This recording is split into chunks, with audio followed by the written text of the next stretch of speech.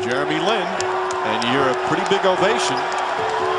We saw last night in Boston, Jeremy Lin was the first point guard off the bench, played the first half. We all know the story, how an undrafted player from Palo Alto, California, took the world by storm when he led the New York Knicks on one of the most unexpected runs in sports history. The publicity was everywhere. A storyline that was covered from late night talk shows to news broadcasts across the globe. Everyone was talking about Jeremy Lin. But what happened after the bright lights of Linsanity faded away? Where did the journey of the game's fastest rising star take him long after the roar of the Garden went silent? This is a story of perseverance, fear, and expectations. This is the rest of the story of Jeremy Lin.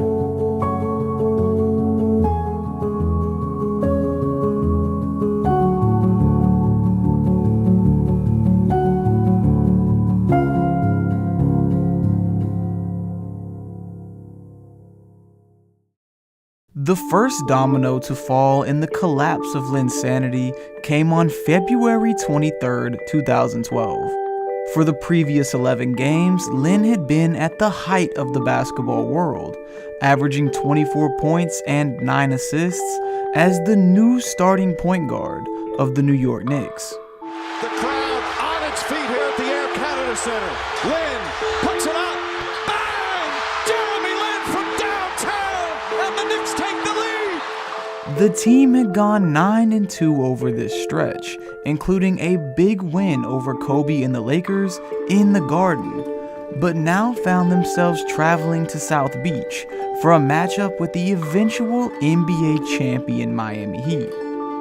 The Heat had been on a revenge tour all season, motivated by a loss in the previous NBA Finals, and the Big Three was more than aware of the publicity that had been surrounding Jeremy Lin. He's done a great job. I think he's done a fantastic job. But, with great success comes expectation and responsibility and stuff like that. Not to say that he can't do it, but you have to think what happens next. Team shooting. Oh, the steal by Chalmers. He's been all over Lin. Foul is on Chalmers. They double up again on Lin. Gets it inside. Picked off. Lakers. Oh, the steal as Lin had it taken out of his hands by Cole. Oh, look out. Cole rightly caught. And Lin continues to have difficulties. In what would be his worst performance since earning the starting spot, Lin would be held to just 8 points on 1 for 11 shooting from the field, a moment that seemed to dim the spotlight on the Knicks' magical run. While Lin would continue to put up respectable numbers, sprinkling in some 20-point games following the All-Star break, the Knicks themselves took a turn for the worst, losing 6 in a row to start the month of March. Head coach Mike D'Antoni, whose system of pick-and-roll action had been a major factor in Jeremy's success that season, would step down as head coach of the team on March 12th, citing frustrations with the team's underperformance as his reason for resigning. This led to assistant Mike Woodson being named the new interim coach, a man who had a very different offensive philosophy from D'Antoni. Woodson was a firm believer in isolation scoring, limiting the number of pick-and-roll opportunities available for Lin per game, a change that was welcomed by Knicks star Carmelo Anthony, who just so happened to be one of the best ISO scorers the game had ever seen. Anthony for three. Bang! That one goes down and the game is tied. You see, while Melo had been the Knicks star at the time of Linsanity, his absence to start the run had been a big reason for its success. And there has been wide speculation about how he truly felt about Jeremy Lin's rise to stardom in his city. It was some weird going on because obviously, we riding a wave. super wave. Yeah, and the Linsanity wave is just, and Melo out. Remember, Melo He was injured when he went on that run. Yeah. Yeah, he got on a run. We went like 5, 6 in a row. But when Melo come back, Jeremy Lin is the biggest star in the world. The world. Yeah. He has literally went from like nobody to the face of the NBA. It was like Melo came back and Jeremy Lin was so big. He was bigger than Melo, media-wise. Yeah. And so it did create a little like, this is not real. Like we can't live in this. Is this sustainable or not? Yeah, bro, we can't live in this. But like we should be living in it. But I think like it started to create like tension in the way we play. Can Linsanity continue? I believe so. What you've seen? I believe so. What I've seen, I mean, right now he's playing out of his mind, That's like right. completely out of his mind. He's unbelievable right now. You know, when I come back, I think I can take some of that pressure off of him to have to go out there and do it on a consistent basis. If Carmelo Anthony is on the floor with Jeremy Lin, who's taking the last shot in that game? Of course, I want to take the last shot. I mean, let's be quite frank. I mean, I've been doing it for 9 years already, so I've made a ton of them. I never knew then. I don't know now. I've never had a conversation about it personally with him. But the only thing I've said this, and I don't say it just to like be fake, is I've never had a conflict with him personally. Everything that happened, everything that you know is what I know. I mean, like, everything I heard from, you know, when D'Antoni came out multiple years later, when Amari came out multiple years later, like in the moment, I didn't know any of that stuff. I didn't know what was happening.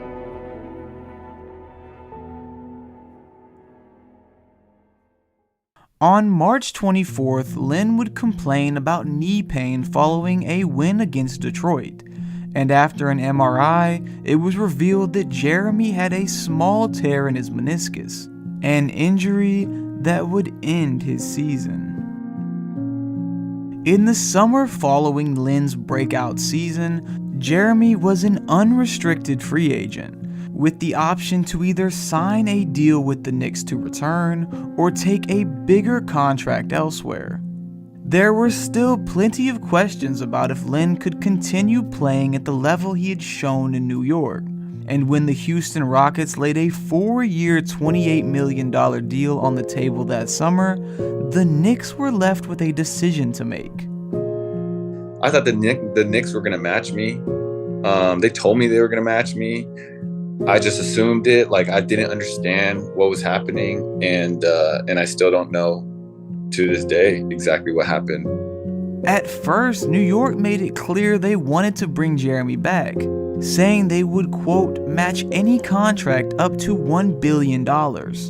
However, when the Rockets doubled back with a counteroffer of 3 years, $25 million, which included a gut-punching $14 million set to be paid out in the third year, Knicks star Carmelo Anthony would go on record calling the contract ridiculous.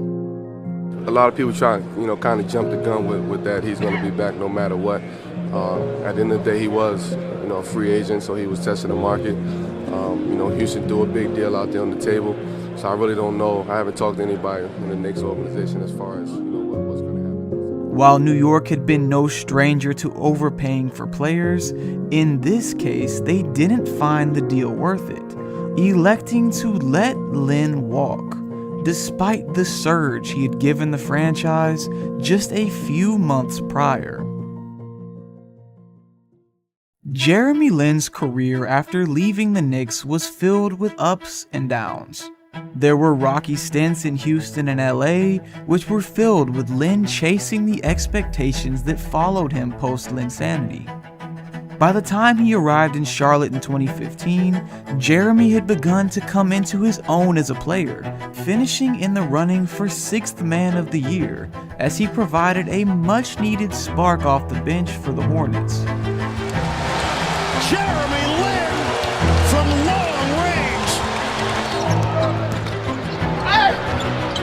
Lin answers with a certain shot of his own. Lin left open. He competes hard every night. He's a very serious player. I mean, he's extra every day. And I think that he's got a big jump. Jeremy Lin head up, waits for the perfect timing and throws the look-away pass right by the ear of Tristan Thompson. A minute to play. Lin. Yes! He's done it again! Lin gets bumped. Oh, and he still finds it!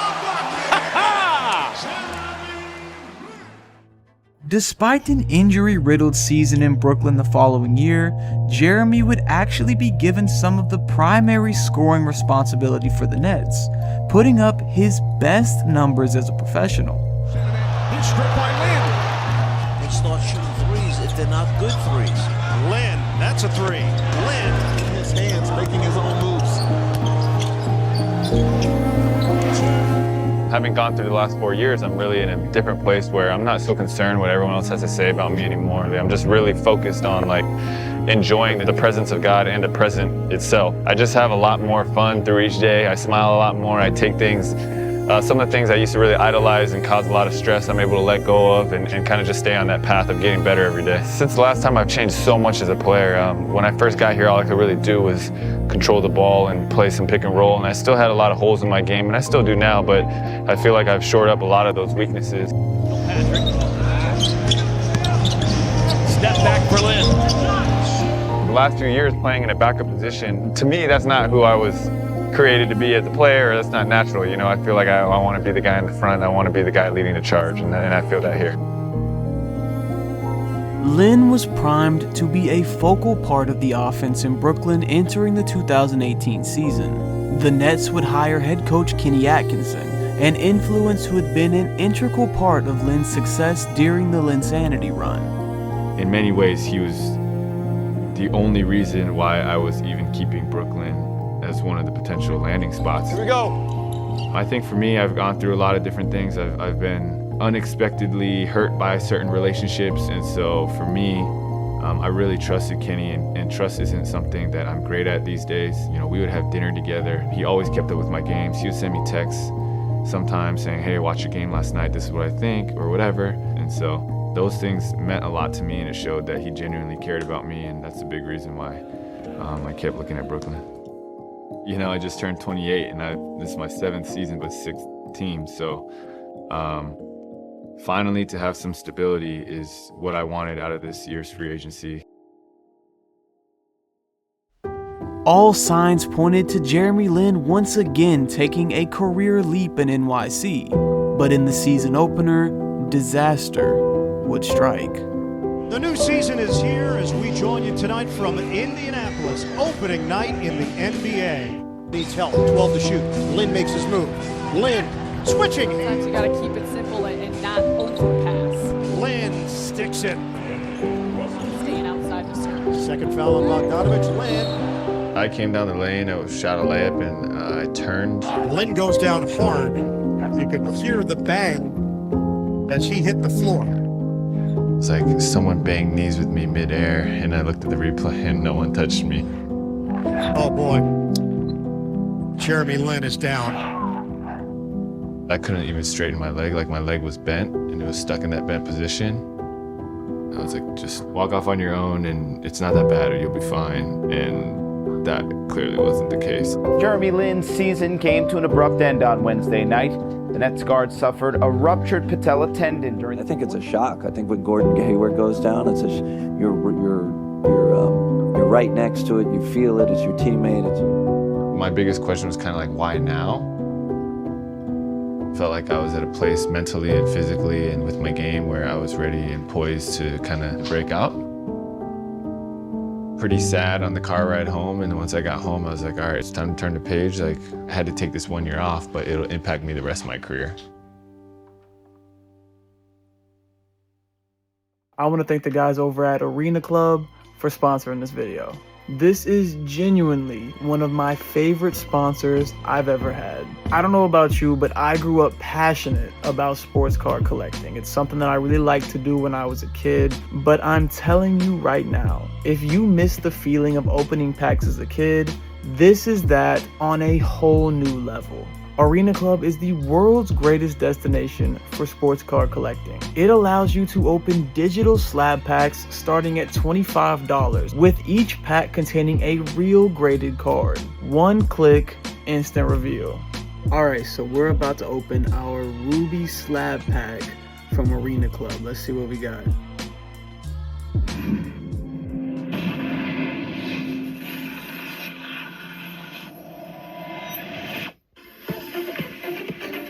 Okay, alright, so we got a 1989 Hoops Michael Jordan card. Alright, so this was from the All-Star game in Houston that year. Wow, okay. You can't go wrong with the GOAT, man. What a pull that was. Let's see, so we'll hit next. And Arena Club immediately offered me $143 for it right off the bat. So I have the option now to accept it or decline it. I'll decide later, and I'll add it right to my showroom. Now I've got my guy MJ sitting in my showroom. And here's the best part. Arena Club will instantly offer you cash based on fair market value for your card right to your account as soon as you open the pack. So you can choose to keep it, flex it in your showroom, or sell it back to Arena Club for real cash. I've been using Arena Club when I want that pack rip adrenaline without the headache. No more running around, no more searching boxes, no more waiting to get your graded card back. Just one click and instantly you're in the game. And the website has a built-in community base that allows you to show off your collection and connect with others that are passionate about the hobby. Right now, you can get 20% off your first slab pack or card purchase by going to arenaclub.com/Trice and using my code Trice. So go ahead and rip a pack with me, let me know what you get, and be sure to connect with me on Arena Club. Again, I want to thank Arena Club for sponsoring this video. Once healthy, Lin was traded from the Nets to the rebuilding Atlanta Hawks in 2018, coming off the bench behind rookie point guard Trae Young. Atlanta would later buy out his contract, and Lin would sign a one-year deal with the second-place Toronto Raptors, his long-awaited chance to join a contender. While this was exactly the opportunity that he had hoped for, Lin struggled in his first several games with the Raptors, shooting a career-low percentage from three and fighting for minutes in the rotation. Come playoff time, the Raptors would elect to go with Fred VanVleet as the primary guard off the bench, marking the end of Lin's on-court time in Toronto. Still, the Raptors were one of the NBA's most competitive teams in 2019, and led by star Kawhi Leonard, would bring Toronto its first NBA title. We the North are now we the champions, the Raptors, the 2019 NBA champs. It was so heavy, like, dude, you made history. First Asian American ever to win a championship. There was a weight of like the what that moment meant. So on one hand, it was like, wow, let me just soak this in. Like, this has never been done before. On the other hand, though, it sucked because I was DNPing. And that's when I realized those 2 years of injury, like, they were having some real effects on me. The time when I went from the top of the world, literally the top of the world, to like, I lost my starting position. Then I started losing playing time, and then I lost a lot of fans, and then I lost a lot of endorsements, and then all of a sudden, like that whole downward. And then I finally get it, in a great position, and then I get injured. Like that whole thing, like really weighed on me. And Toronto's when I started to see the cracks in the foundation.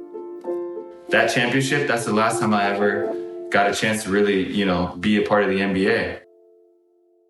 After failing to land an NBA deal, Jeremy Lin signed a one-year contract with the Beijing Ducks on August 27, 2019.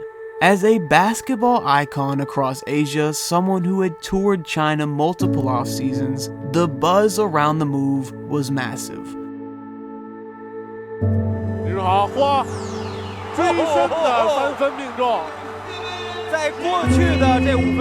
Lin embraced the chance to start and lead the team, guiding Beijing to its first semifinal appearance since 2015, when former Knicks Stephon Marbury had led the Ducks to a CBA title. Jeremy averaged 22 points and 5.6 assists and earned CBA All-Star honors. Some critics questioned why he didn't post historic numbers like other foreign stars such as Jimmer Fredette. But Lin's value showed up in his leadership and two-way command, earning a Defensive Player of the Year nomination and league-wide respect after absorbing the physicality thrown at him from day one. Lin overcame the target on his back and proved he could still lead a team. But the biggest benefit of China wasn't just on the court. It was what the experience did for him mentally. You know, going in, I had such a determined mindset and I had such a killer intention. But I was so damaged and I carried so much emotional baggage that even though my intention was to do amazing things, I had such a fearful mindset. And even though, you know, looking on paper, it was like, you know, the season came and went and I was an all-star and there were many things that went my way and positive things that happened. But at the end of the day, I still struggled with so much fear this past season. And one of my teammates, he said to me, you know, I just met you this season, but when I would watch you play during Linsanity, during New York times, I would only watch through the screen, but even through the screen, I could see this fearlessness in your eyes. But through the first 30 games this season, I sensed so much fear in you. And it was at that point when I was like, you know what? This stops today. I'm going to wage war on fear. Following his stint in the CBA and a brief run with the Santa Cruz Warriors of the NBA G League, in 2023 Jeremy Lin would sign to play professionally in Taiwan. After one season in Kaohsiung, Lin would join forces with his younger brother Joseph, who had made a career of his own in Taiwan. Lin driving The pair of brothers would lead the new Taipei Kings of the TPBL, an experience that Jeremy has said was one of the most fulfilling of his career. Lin again sees another opening. That's Jeremy Lin. That's wizardry. Kings get that rebound, and here comes Jeremy Lin once again. Over the course of the 2025 season, Jeremy Lin would leave a lasting legacy in Taiwan, being named First Team All-League, All-Defensive First Team, and the winner of the TPBL's MVP award. In June of that year, Lin and his brother would put the finishing touches on the season, leading the new Kings to the league championship. Here we go, Jeremy Lin goes around the entire Aquas defense and one. Jeremy Lin through the legs, step back. Jeremy Lin. That's what I need you for, way downtown. Jeremy Lin says, not in my house. Not in Game 7, and not today. Nearly 6 years after he had won the NBA Finals as an afterthought with the Raptors, Lin would have the opportunity to end his career on his own terms, being named the Finals MVP in his final professional game.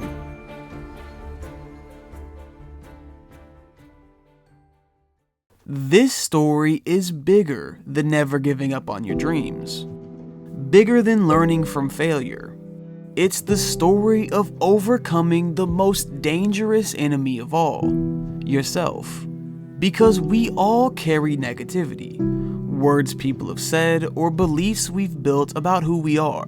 And the real value here is the lesson Jeremy learned. You have to face those thoughts head on and decide they don't get to control you.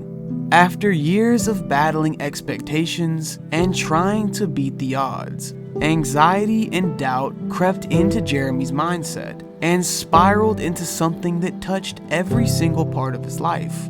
And it wasn't until he chose to fight back, waging a war on fear and negativity, that he finally broke free. By challenging the false beliefs he'd created, he lifted his mental health and thrived accordingly. And when I think about, what do I want to be known for as a person, I've always thought, like, if I died and I had a grave, if they just wrote, like, a man after God's heart, I think that would be, like, the ultimate compliment to me as a person, or the legacy that I would want to have left.